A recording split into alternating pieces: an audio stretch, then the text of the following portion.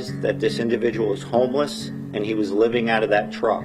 And ELIO was working with him to try and contact the insurance company to try and get his insurance reinstated so we would not have to tow that truck and all the property that was in it, because his entire life was in it. He switched out his tag from the Florida tag that was on it to a Georgia tag. No insurance on the vehicle. 1,000 rounds of various caliber ammunition.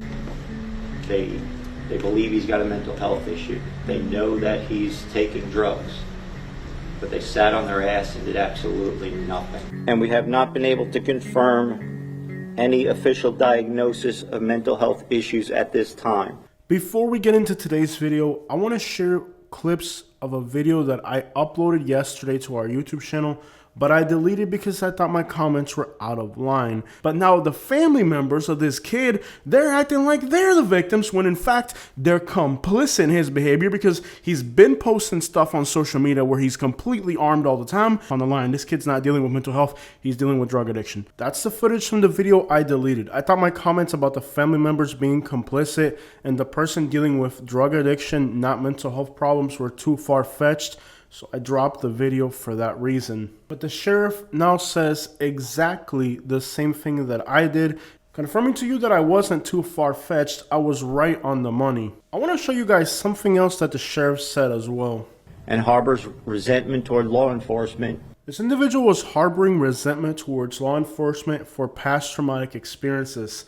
This is something that I can personally relate to. When I lived in Alabama, I experienced a lot of hate and racism from white and black people in Alabama. When I came back to Florida, instead of, harboring that resentment, I've actually reached out to people from Alabama in the community, and I've shared with them. I've given a lot of things to them to help them, and that's something that's helped me.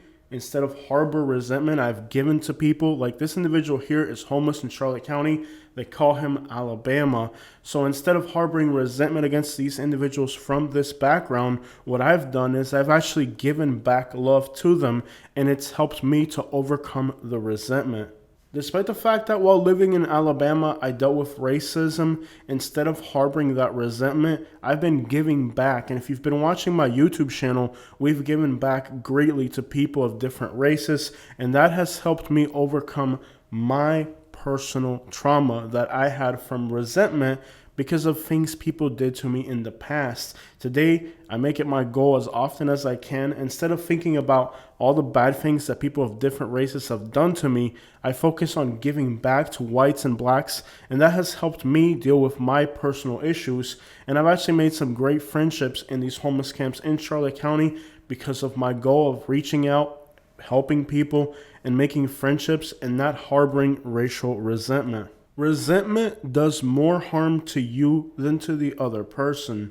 On my channel, we've done a great job of encouraging people to get over their resentment, let go of their past trauma and hate, and just focus on giving and loving people so that they can correct this illness of resentment, which leads people to commit actions like this. Said that he self-medicates and also becomes manic. While many YouTube creators glorify or even tell people that this stuff is harmless, on my YouTube channel, we've done a lot of work talking to people who are homeless and letting them know that addiction does more harm than it does good.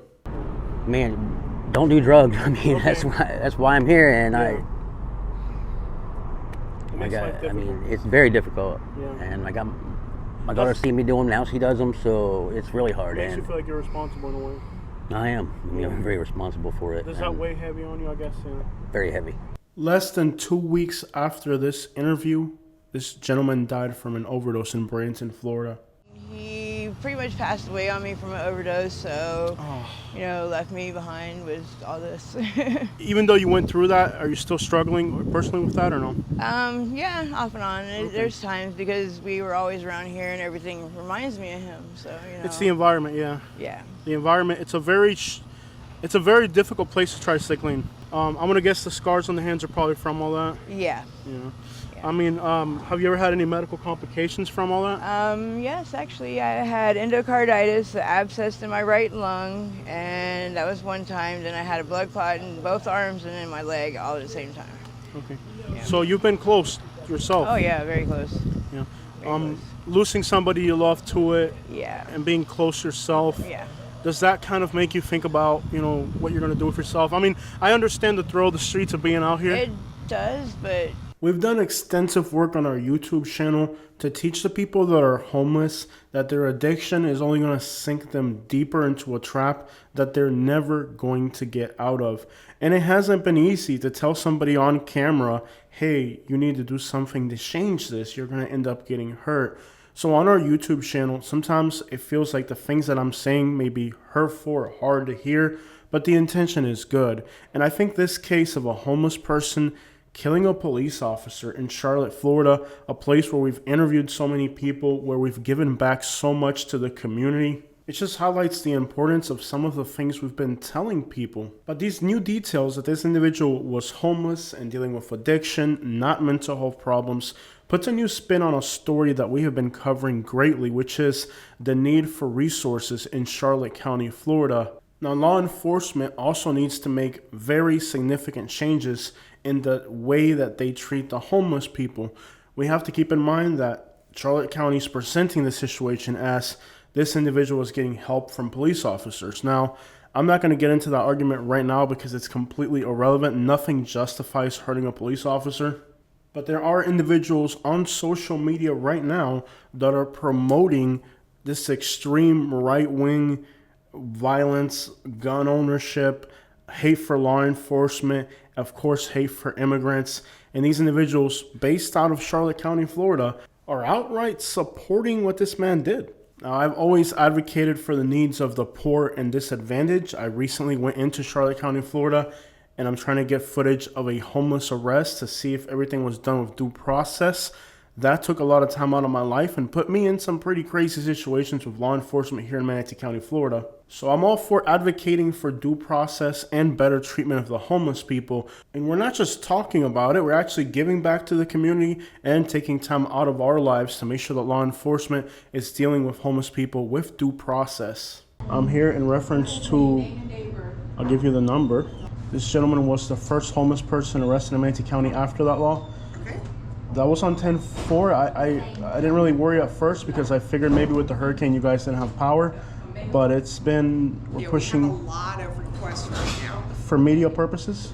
It is true that law enforcement in this area has gained a reputation of treating the homeless people with lack of due process, but that doesn't excuse this type of behavior. The officer was Cuban, and we Cubans have a saying, it is, crea fama y acuéstate a dormir. Create a name for yourself, and it's all set. Law enforcement has created a reputation for itself of dealing with the homeless people with lack of due process, and now they have to deal with the consequences of the reputation that they've garnished by the behavior that they've done. That does not excuse this type of behavior. And sadly, I feel like this situation is going to embolden other people with addiction, with mental problems, who are homeless, to act out against law enforcement because they feel emboldened by this behavior. And we're already starting to see people do this on social media. This is the same officer that put his f***ing hands on me 7 seconds into talking to me. So far, everybody I've talked to that's a local here feels blessed that we don't have to be scared of getting shot by these tyrants that keep getting laid off. They keep getting laid off, man. And the funny thing is, it's not by the citizens that have helped them through thick and thin, and then they told us to fuck ourselves. The funny thing is, it's always someone from up north that you people invited here. So you get what you do. Immigration, green card. You have a green card. You have ID. You got people that are advocating for hurting police officers. You got people that are advocating hate for Northerners. They're going around pretending like they're immigration officers, asking people for their IDs here in Southwest Florida. You have in Southwest Florida, particularly among the homeless people, some sort of, I don't know what to call it, extreme right-wing movement that is preaching hate for law enforcement, hate for immigrants, hate for people from up north. And, these extreme right-wing ideologies that are prevalent among the homeless population, combine that with mental illness, combine that with addiction. By the way, that's the gas station where the officer was killed, by the way, if you hadn't seen my previous videos. That's where everything took place there on the right across from the Sunseekers Resort. Take this individual who was homeless. Let me show you guys the arsenal that this individual had. Now, I used to own weapons in the past, and I know what this stuff costs. He had enough money in weapons to get himself a luxury apartment. But then again, it's these ideologies. Instead of telling him, hey man, you need an apartment, they're telling people you need to have arms. Let me just show you guys the arsenal this young man had on him. He's homeless, living out of a vehicle, and inside that vehicle, look at what he had.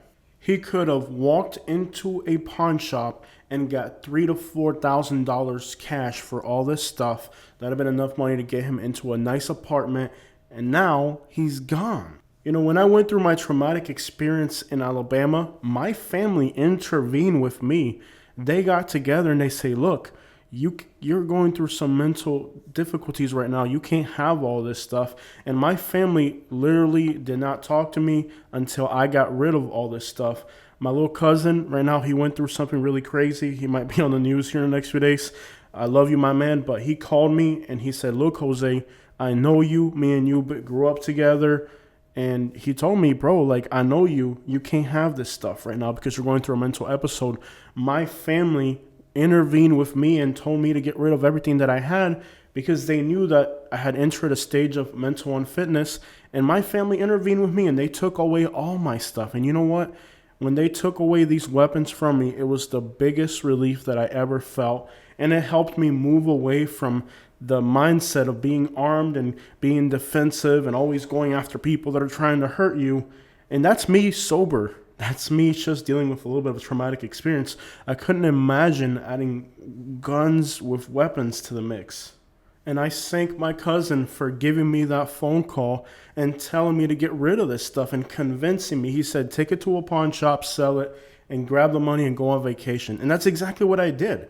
This kid could have sold all this stuff, got thousands of dollars, and if he's homeless, he's not paying a rent, you got $4,000 or $5,000 in the bank now. You can go fishing every day. I see he had his kayak, so he likes fishing probably. In fact, I know who he is. I've seen him around town. I know he likes fishing because I've seen him out and about fishing. He's got his kayak. He could have been out there fishing with $4,000. His truck is paid off, I'm pretty sure. He could have paid the insurance and had money left over. Instead, he had all this arsenal sitting there to his own detriment. So, hey, if you got a family member and they're dealing with addiction, they're dealing with traumatic experiences, they got cops that are harassing them, you need to grab those people and have an intervention. My family told me, hey, we're going to disown you. You're not going to see our kids. You're not going to be around your nieces, nephews, none of that. If you continue being armed and acting like a nut, we're not going to have anything to do with you. If you want our family's love, you can't be this nut job. But the problem is that the politicians, instead of telling people your family members are nut jobs and you need to have an intervention with them, are telling people, no, it's fine. We want to encourage this type of behavior. We want everybody to be armed. No, some people are not fit to be armed. And this ain't no political garbage. This is the Charlotte County Sheriff's Office who's telling you if your family members have addiction, they have mental illness, and they have traumatic experiences, you need to intervene and disarm them so that they don't hurt society, because when it happens, now you're going to be complicit because you knew this person was a danger and you did nothing about it. And look, the reality is that we're not being told the dangers of some of the stuff that's out there right now. People think that the F is the worst thing that's out there right now. There's this thing called Tushy over here in Sarasota, or Sushi, or Tusi, or Tushy, whatever the crap they call it. It's basically a synthetic, and it is worse than the F. And once it burns your brain out, all it takes is one batch to burn your brain out. You are mentally incapacitated for the rest of your life. It isn't like the other stuff where you can have, while you're using it, you have an effect. This stuff burns you indefinitely, and it makes people paranoid. It makes you think people are chasing you. It makes you think people are coming after you. It turns a normal, sane person into a complete nut job. And I have family members who have gone through this crap, bro. They turn into complete monsters, and it's not like the effect from it. It's a long-term mental damage that it does to you, and nobody's telling you about this stuff. If you touch this stuff one time, It will leave a hole in your brain and you'll never be the same. One of my best friends growing up, he took one bad batch and he's never been the same. A few years back, I sat down with his mother and I said, hey, we did a lot of bad stuff together, but we never did that together. Around me, it wasn't me. He wasn't doing this with me. And she says, no, I know it wasn't with you. It was with some other kids. And, he got on this stuff and it just turned him into a living zombie. And now these kids become completely dependent on their parents because once they go through that mental damage that this stuff does, bro, this kid that I'm talking to you about is an adult and he still lives with his parents in his 30s because now after that one experience with this stuff, he's never been an adult again. It's just left a hole in his brain. He rides his bicycle out there in the open with cars almost hitting him. He just became completely zombied out. And a lot of these homeless people that we see out there with quote unquote mental health concerns, it is not mental health. It is damage from addiction. The stuff that's out there right now is the type of stuff that leaves permanent mental damage. You use it one time and for the rest of your life, it burns a hole in your brain, it disconnects a cord that can never be reconnected. And then despite that, all these creators that are not conscious of their audience are advocating, telling people that this stuff is great, that it has great effects on them and this and that, and they're more creative and this and that. And they're not mentioning that there's people out there right now with long-lasting, lifelong mental illnesses that were caused by these substances. I'm not going to sit here and put my extended family's business on the internet because that's not who I am. I've never done that. But let me tell you that I have had deep and painful blows in my family because of addiction. Horror stories. Not one, not two, not three. Endless list of horror stories in my own family, people that I love, I grew up with. And now you see them and it just destroys you because you know that the person they are now isn't the person they were before they became addicted. And now you got people because they lost a few family members to addiction like I have, people that you love, and now they're telling people it's because of illegal immigrants. So now people are filled with hate against immigrants because they think it's immigrants that are doing this stuff. Nobody puts this stuff in front of you and forces you to take it. It is a choice. You decided to do it to yourself.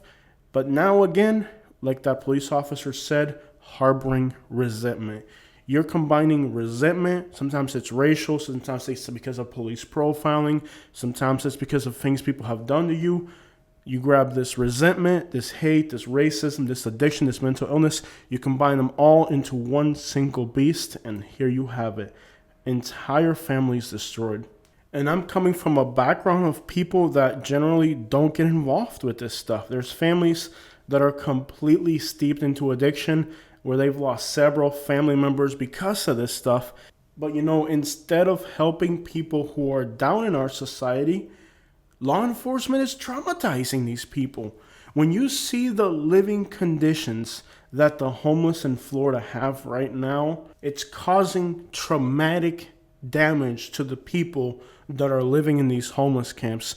The people that are homeless right now in Florida are experiencing trauma, and a lot of that trauma is because of law enforcement. So if you have an individual who's addicted and traumatized, and they're being antagonized by law enforcement, what do you think you're going to get out of it, Florida? So you also have to remind yourself that law enforcement is complicit in this situation. Now, that doesn't justify violence. Of course it doesn't. That's not what I'm saying. I'm not justifying violence against law enforcement, but what we're saying is law enforcement in Florida needs to recognize that if you continue to antagonize and poke this bear, these people are already dealing with homelessness. They're already dealing with trauma, childhood experiences. On top of that, they're dealing with mental health and addiction. And then you're going to come and antagonize them. Eventually, they're going to freaking snap.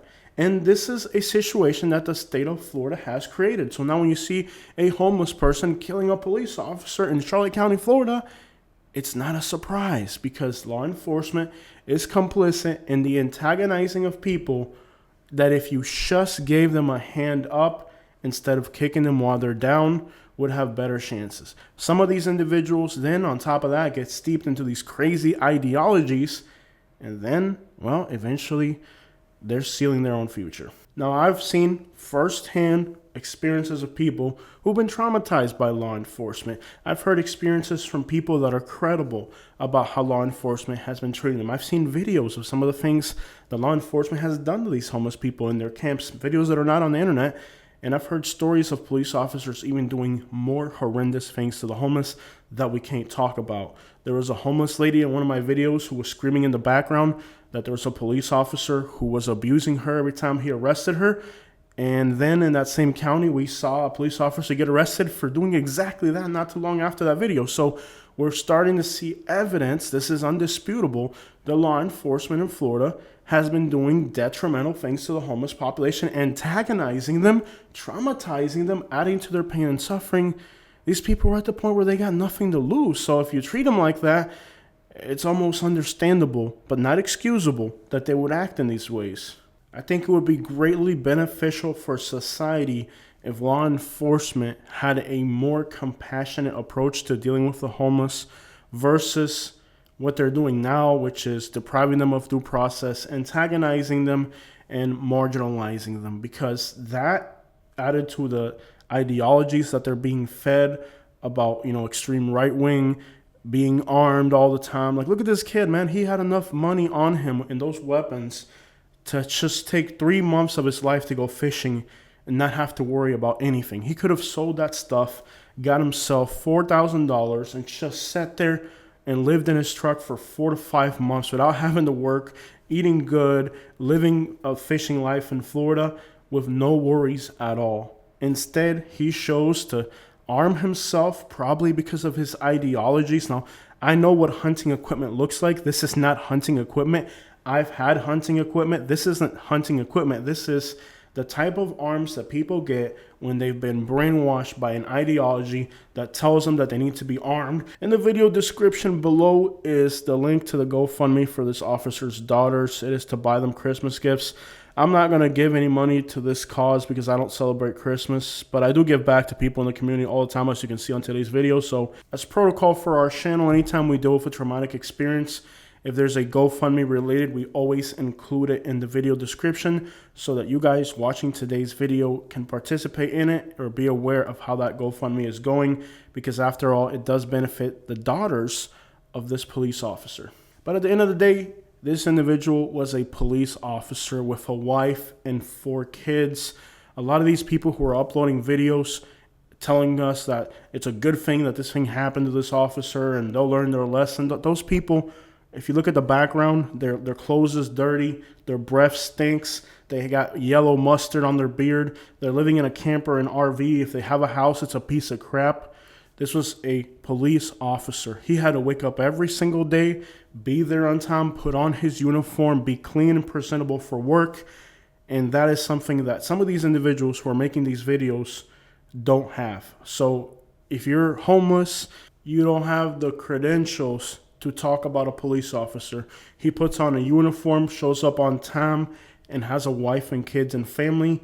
That is what we consider in society somebody very successful. He was a veteran police officer. That means he kept that badge for a very long time. So if you're homeless, indigent, drug addicted, living in somebody's camper, living in somebody's backyard, you don't have the right to talk bad about somebody in society who's more accomplished than you. So some of these individuals, when I see somebody who has his house, has a car, has a wife and kids, doesn't have a drug addiction, tell me that this police officer deserves this to happen to him, I might listen to it. But as far as if you're an indigent person with mustard on your beard, wearing a dirty shirt, living in a dirty camper, you have no right to disrespect a father, a husband, a police officer who every day woke up on time, put on a uniform, went to work to take care of his family.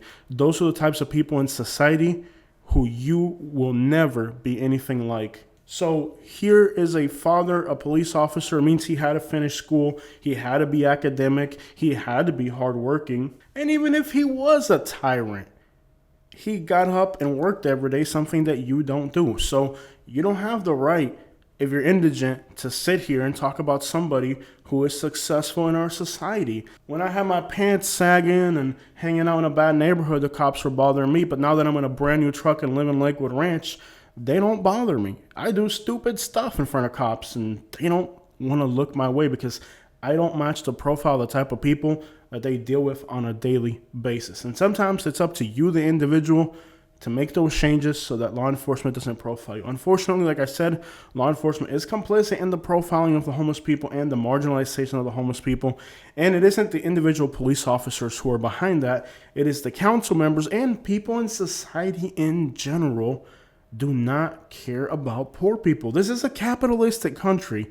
This country only respects you if you got a brand new truck and live in a gated community. If you don't have those two credentials, you're a nobody in this society. And that's the way this country's set up. If you don't like capitalism, try something else. But I'm going to tell you, personally, I'd rather figure out how to pay a rent and a car loan and live in a gated community versus being indigent and crying about the discrimination that I face. And again, each one as an individual has the responsibility to take care of yourself so that you can be able to help others. Because when you're indigent, you're not able to help other people. One of the most common things that I hear from the homeless people when I interview them, almost every single one of them tells me about all the great things that they do for other people, yet in reality, they're limiting their capacity to contribute to society by living the way they do. I'm not sure if that's a defense or coping mechanism, but it happens really often on our channel. And I say this to people's faces. I tell them, you've seen me do it on interviews. So I'm like, wouldn't you much rather be able to help other people if you weren't homeless? So we have to offer the homeless people help, encouragement, dignity, respect, and we also have to help them deal with their issues. Now, unfortunately, too many people that are homeless and vagrant are so far into mental health decline that they are not able to be helped. A lot of individuals are like our friend Bama here. He's able to take care of himself. Now we meet people that are just so deep in the homelessness because of their mental ailments. A lot of times those mental ailments are caused by addiction, that now they're in the stage where you can't help them. Nothing that you do for them is going to change their outcome in life. They're predisposed to be indigent for the rest of their lives because of their mental health is deteriorated so much that they are literally unhelpable. And for those individuals that are in that situation, possibly the worst thing that can happen is for an individual to come along and brainwash them with ideologies that are sadly prevalent among the homeless population.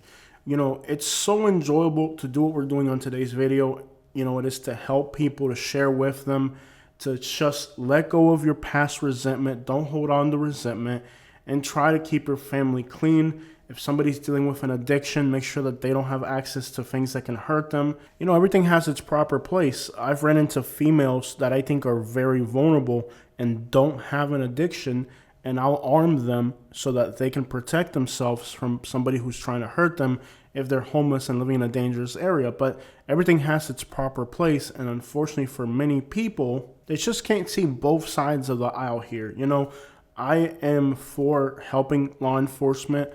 I am glad that we live in a society of law and order. I give back and help the homeless in incredible ways.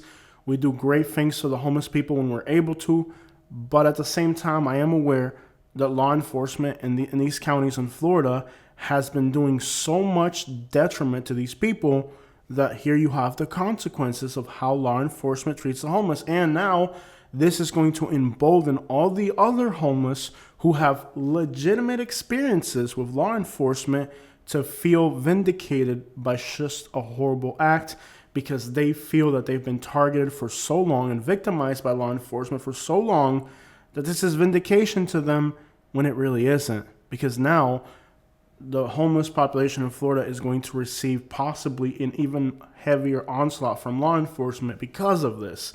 And it's only going to make things worse. You know, retaliation only makes things worse. And homeless are trying to retaliate. Law enforcement, I'm pretty sure, is going to retaliate. And this is going to create a never-ending cycle of retaliation, deepening the difference between homeless and police officers. The situation in Florida has got very tense and very bad. And this particular incident of a police officer being killed by a homeless person is only going to further intensify, especially with the political climate of hate that we're in right now, and that this police officer was also Hispanic and the person that killed him was white. You got racism, you got resentment, hate, all these things into one single story. So the ramifications for the community are going to be very bad.